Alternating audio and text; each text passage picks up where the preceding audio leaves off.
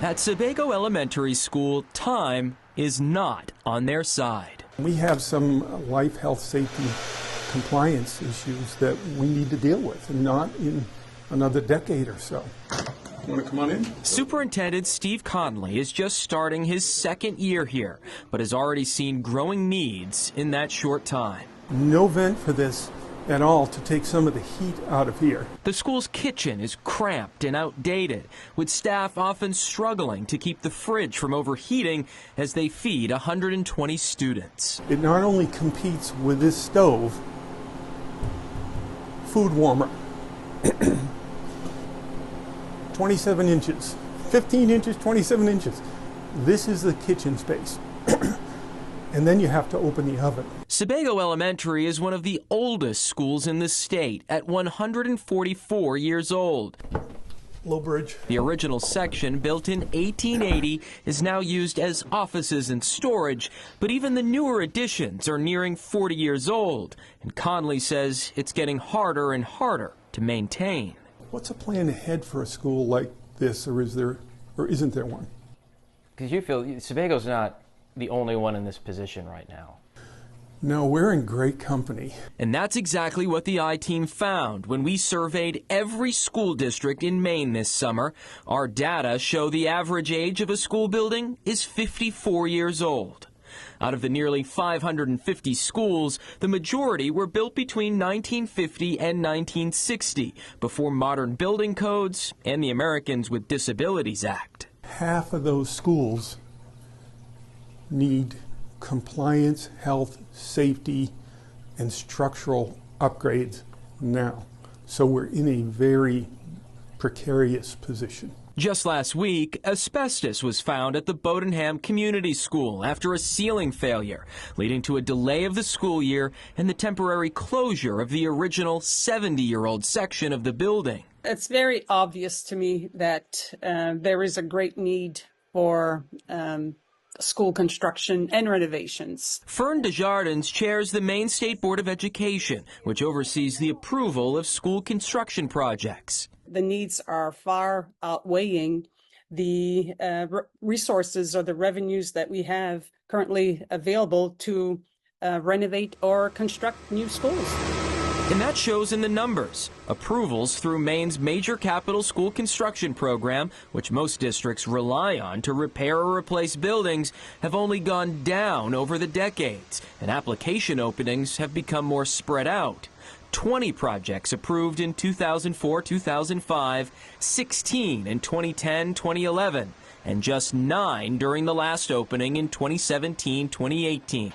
Something state leaders say is due to an increased need and increased costs. So in the process, where will that leave some schools, and how long will it take them to ever get approved for construction? That's the dilemma. This is the 1880s building. For schools like Sebago that seem stuck in the middle, it feels like time is running out for a solution.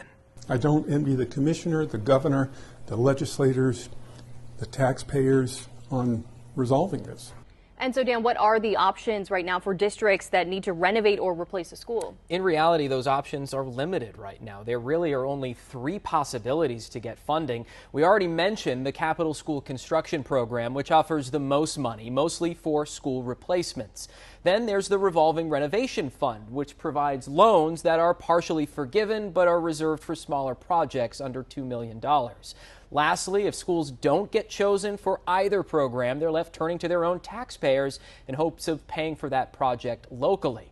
Now, there are limits to all of these, money being the biggest one, but for districts that do get accepted, it's a once-in-a-century chance for a fresh start. As it's coming together, you can really see the possibilities for kids. RSU 10 has been waiting 7 years for this. It's so exciting because it changes every day. They're working so hard to get it done for us. We needed it yesterday, right? So with the state of the buildings that we have. The new school in Mexico will replace 3 of the district's aging schools, the oldest of which dates back to 1951.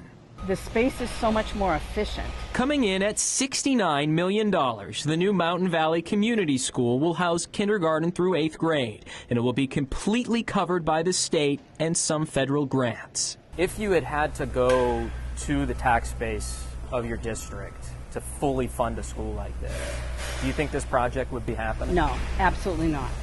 Absolutely not. Which is why Superintendent Deb Alden says the district applied to Maine's capital school construction program in 2017. Of the 74 schools identified as priorities for repair or replacement that rating cycle, RSU 10's oldest school, Rumford Elementary, was number 3 on that list. And it was one of only 9 projects ultimately approved for funding.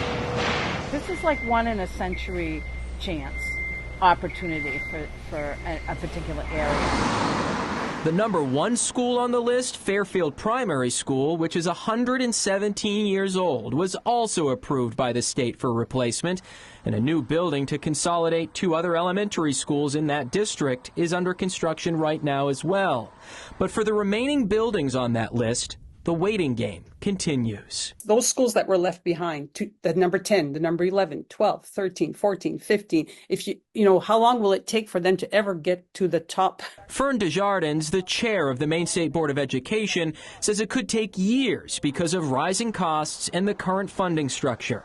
Right now, the program relies on the selling of bonds to fund projects, but the legislature limits how much debt the state can take on, which isn't enough to cover even a fraction of the schools in need. It's easy to say that everybody has a fair chance, but there are schools that have been waiting over a period of a couple cycles and perhaps even 3 cycles, and they still have not made it. The only other option right now is to fund projects locally. This town cannot afford a new school.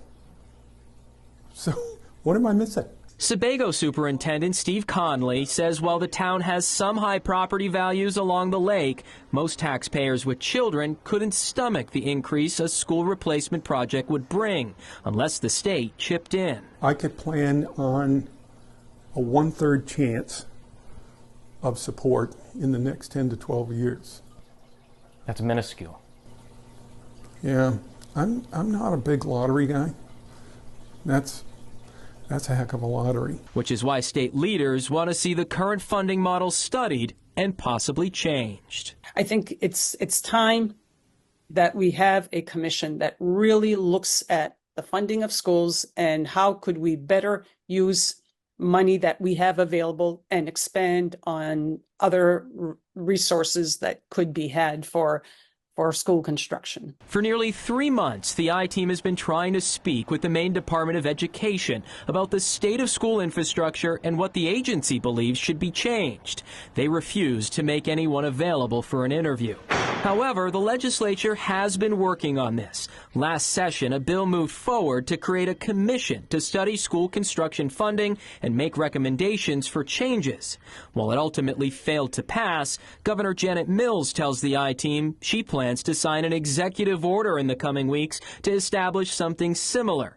A spokesperson writing in a statement, the commission, which would bring together a variety of state, municipal, and education leaders from across Maine, would be the first to conduct a comprehensive evaluation of school construction financing since the Governor's School Facilities Commission in 1998.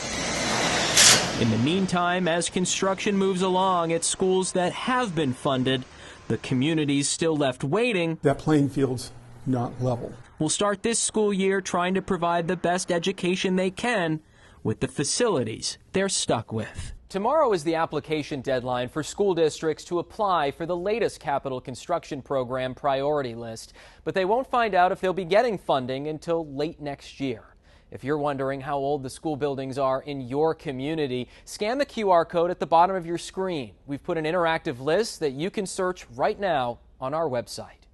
For the I-Team, I'm Dan Lamparello.